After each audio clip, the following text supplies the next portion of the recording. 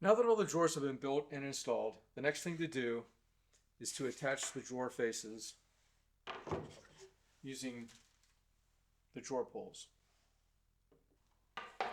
But before doing that, it's important to make sure that for whatever mounting brackets that you're using, that you've kind of zeroed them out or put them in their default state.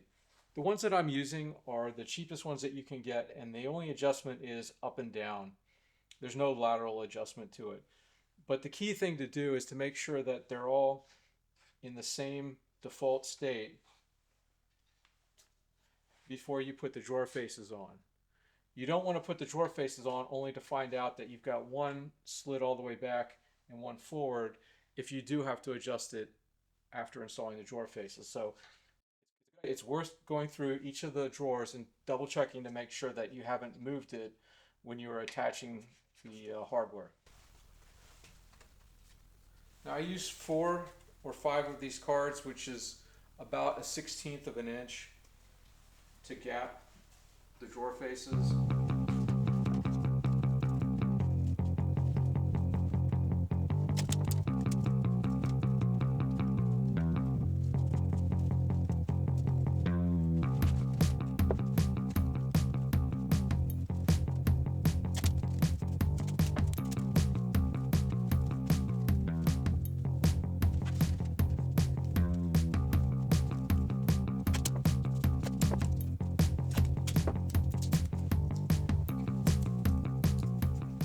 So once I get it gapped the way I want it around the outside perimeter and in between the drawer faces, I can transfer these holes to the drawer.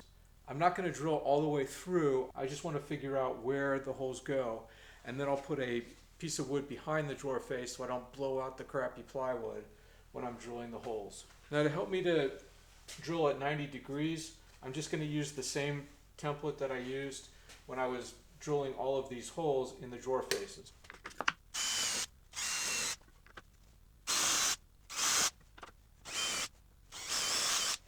I used a 5mm drill bit, and that gives me a little bit of play to move and allows me to move the drawer face a little bit one way or the other, because the 5mm drill bit is a little bit bigger than the number 8x32 screw.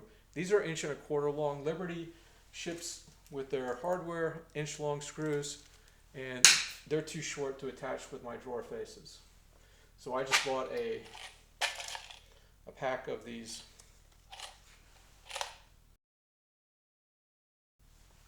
number 8x32 1.25" truss head screws. Now before I remove these to drill the holes all the way through the drawer faces, I'll go ahead and mark them so they go back on the same place.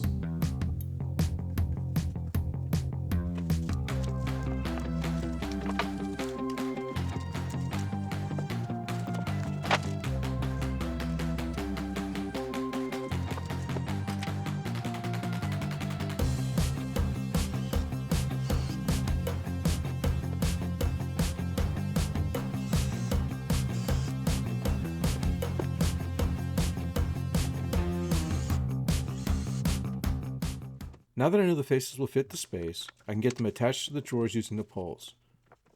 The lower drawers are much easier because I can remove the upper drawers, giving me access to the back of the drawer while my gapping cards are still in place.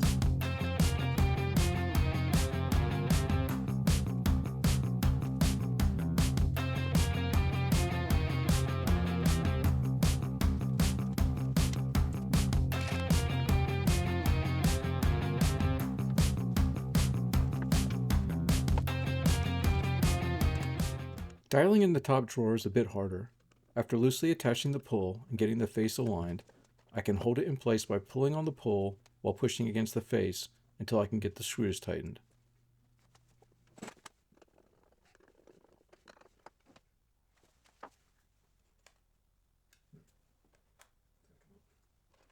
If I need to make small adjustments, I find a scrap clamped to the back of the drawer face to register the current position, allows making small adjustments using the cards.